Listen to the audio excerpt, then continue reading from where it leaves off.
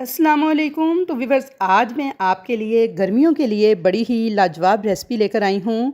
अक्सर ऐसा होता है कि गर्मियों में हमारा दिल चाहता है कि कुछ लाइट और मज़ेदार सा खाना खाने को मिले, जिसमें ना तो बहुत ज़्यादा मिर्च मसाले हों, ना वो बहुत तीखे हों। अगर आपका भी दिल चाह रहा है कि कुछ मज़ेदार सा खाने को मिल जाए शदीद गर्मी के इस मौसम में, तो अभी दोपहर में आप भी बनाएं ये बहुत ही मज़ेदार और लाजवाब से हरे मसाले वाले दही बड़े। तो चलिए हम रेसिपी देख लेते हैं कि ये मज़ेदार से दही बड़े हम किस तरह से बनाकर तैयार करेंगे, और इनको 1 महीने तक स्टोर करने का तरीका भी मैं आपको बताऊंगी। तो सबसे पहले हम एक सॉस तैयार करेंगे। उसके लिए मैंने 4 लिए हैं लहसुन के जवे, गोल मिर्चें ली हैं 7 से 8 अदद, और अब इसके अंदर 1 टेबल स्पून साबुत सफ़ेद ज़ीरा ऐड करूँगी। साथ नमक डाल दूँगी हाफ़ टी स्पून। इन तमाम चीज़ों को एक मिक्सी जार में डाल के आधा कप पानी डाल के इनको ब्लेंड करके हम एक चटनी तैयार कर लेंगे। तो यहाँ पे ये मज़ेदार सी सॉस हमारी बनके तैयार हो गई है। सबसे पहले आपने इसको रेडी कर लेना है, क्योंकि दही फुल्की की रेसिपी में इसको हम इस्तेमाल करेंगे। तो चलिए जी, अब अगला स्टेप देख लेते हैं। अगले स्टेप में मैंने बेसन लिया है 1 कप। बेसन को आपने हमेशा जब भी दही फुल्की या दही बड़े बनाने हैं छान कर लेना है। छान कर लेने से एक तो बेसन की सफाई हो जाती है, दूसरा ये होता है कि इसके अंदर एयर आ जाती है, जिससे बहुत ही फ्लफ़ी हमारी दही फुल्कियाँ बन के तैयार होती हैं। तो बेसन आपने अच्छी क्वालिटी का इस्तेमाल करना है। बेसन का जायका जितना अच्छा होगा उतनी ही मज़ेदार आपकी दही फुल्कियाँ बन के तैयार होंगी। तो यहाँ पे 1 कप बेसन को मैंने छान लिया था। अब इसके अंदर मैं नमक डाल दूँगी half tea spoon. Baking soda डाल दूँगी 1/4 टीस्पून। अच्छा, बेकिंग पाउडर नहीं बल्कि बेकिंग सोडा, जिसे मीठा सोडा भी कहते हैं, मैं वो ऐड कर रही हूँ 1/4 टीस्पून। साबुत सफ़ेद ज़ीरा डाल दूँगी हाफ़ टी स्पून। और अब इसके अंदर मैंने 1 टेबल स्पून ली है बिल्कुल बारीक चॉप करके प्याज। प्याज को आप ग्रेट करके ले लें या फिर चॉप करके ले लें। 1 टेबल स्पून मैंने प्याज ऐड कर दी है। प्याज को ज़रूर ऐड कीजिएगा, इससे बहुत ज़बरदस्त फ्लेवर आता है दही फुल्की का। अब इसके अंदर जो हमने ऊपर चटनी तैयार की थी, इसमें से 2 टेबल स्पून भर के आपने डाल देना है चटनी वाला मटीरियल। अच्छी तरह से इन तमाम चीज़ों को मिक्स कर लेना है, और अब थोड़ा थोड़ा पानी डालते हुए आपने बिल्कुल एक स्मूथ सा बैटर रेडी करना है। मैंने यहाँ पे तकरीबन कह लें आधा कप पानी और आधे कप से थोड़ा सा ज़्यादा पानी मैंने डाला था, और ये स्मूथ सा बैटर रेडी हो गया था। बैटर की कंसिस्टेंसी ऐसी होनी चाहिए कि बहुत ज़्यादा रनी ना हो, ना बहुत ज़्यादा थिक हो। अच्छा, अब यहाँ पे आप मेरे हाथों की तरफ देखते जाएं और गौर से मेरी बात सुनते जाएं कि यहाँ पे देखिए मैंने थोड़ा थोड़ा पानी ऐड किया है। तकरीबन आधे कप से मैंने थोड़ा ज़्यादा ही पानी ऐड किया था, और तेज़ी से आपने हैंड विस्कर को घुमाते जाना है और पानी ऐड करते जाना है। किसी एक डायरेक्शन में इसको तेज़ी से घुमाते जाइएगा, यानी आपने इसे अच्छी तरह से फेंटना है। एकदम से बहुत ज़्यादा पानी ऐड नहीं करना, बल्कि थोड़ा थोड़ा पानी ऐड करते जाना है, और बिल्कुल एक मुनासिब सी कंसिस्टेंसी आने तक ना आपने इसको अच्छे से बीट कर लेना है। मैं अभी आपको इसकी फ़ाइनल कंसिस्टेंसी दिखा देती हूँ, जो बिल्कुल नॉर्मल होगी। तो ये इसका की पॉइंट है, कह लें कि बस आपने इसे अच्छी तरह से फेंटना है 3 से 4 मिनट। जितना अच्छे से आप फेंटेंगे उतनी इसके अंदर एयर आएगी, और उतनी ही फ्लफ़ी और जालीदार सॉफ्ट स्पंची आपकी फुल्कियाँ बनके तैयार होंगी। तो बस ये वो स्टेप है जहाँ पे बहुत से लोग गलती कर जाते हैं कि इसको फेंटते नहीं हैं, बस मिक्स करते हैं और फुल्कियाँ बनानी शुरू कर देते हैं। तो उससे फिर क्या होता है, फुल्कियों के अंदर गुठली रह जाती है। तो बस आपने इसे हैंड विस्कर के साथ अच्छी तरह से फेंट लेना है 2 से 3 मिनट। और अब आपको मैं इसकी फ़ाइनल कंसिस्टेंसी चेक करवा दूँ। तो ये देखिए जी, इतना इसको गाढ़ा होना चाहिए, और तकरीबन 1 कप से थोड़ा कम पानी मैंने यूज़ किया है।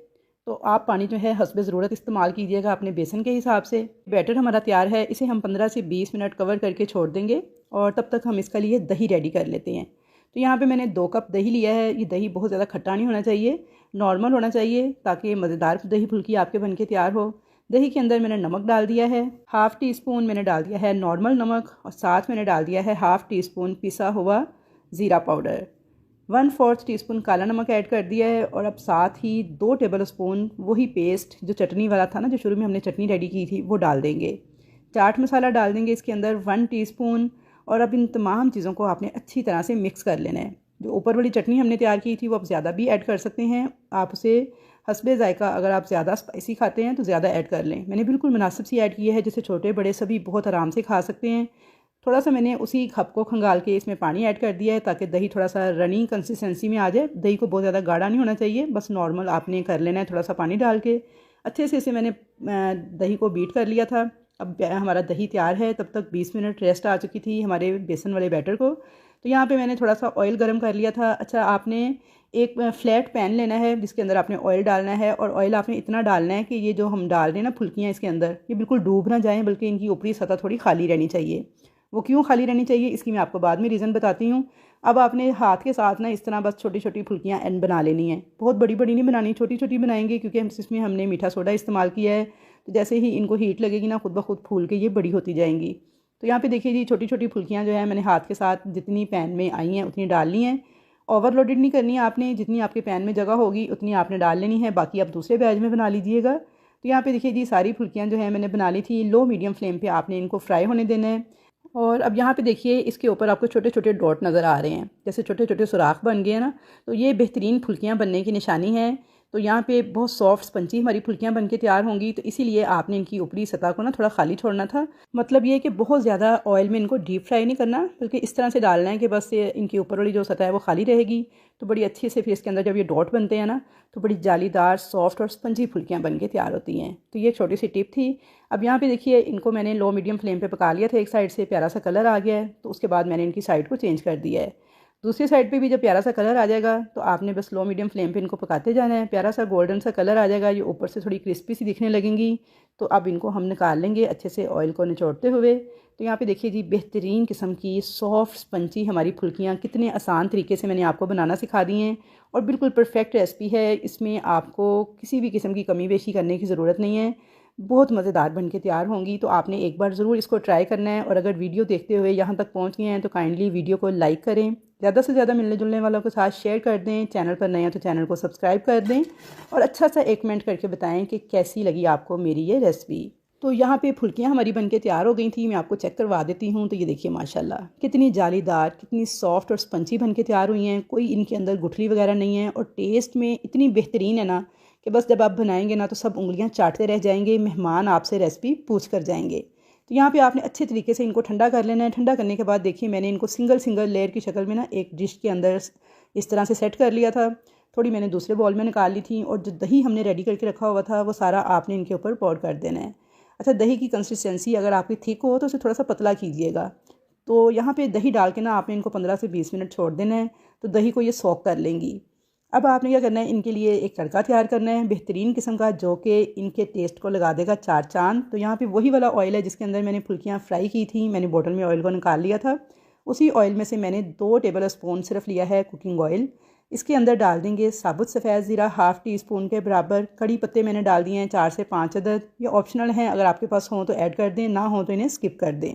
मैंने खुशक कड़ी पत्ते रखे हुए हैं तो मैं वो यूज़ कर लेती हूँ। 4 से 5 मैंने गोल वाली लाल मिर्चें डाल दी हैं। थोड़ा सा आपने लो फ्लेम पे इन तमाम चीज़ों को क्रैकल करना है और उसके बाद जैसे ही इन पे हल्का सा गोल्डन सा कलर आ जाए, ज़ीरे का कलर थोड़ा सा चेंज हो, थोड़ी सी ये चीज़ें सारी कड़कड़ा जाएँ, तो आपने इस तड़के को ऐड कर देना है जी इस दही फुल्की के ऊपर। इस तरीके से थोड़ा सा इसके ऊपर चाट मसाला स्प्रिंकल कर देंगे, थोड़ा सा हरा धनिया डाल के इसको गार्निश कर लेंगे और इसे सर्व कर देंगे खाने के लिए। तो इंतहाई बेहतरीन नरमो मुलायम सॉफ्ट स्पंजी फुल्कियाँ हमारी बहुत आसान तरीके से बन के तैयार हैं। तो यहाँ पे मैं आपको एक चेक करवा देती हूँ। तो ये देखिए जी माशाल्लाह कितनी सॉफ्ट, कितनी स्पंजी हैं, बिल्कुल भी इनके अंदर गुठली वगैरह नहीं थी और बेहद टेस्टी बन के तैयार हुई थी।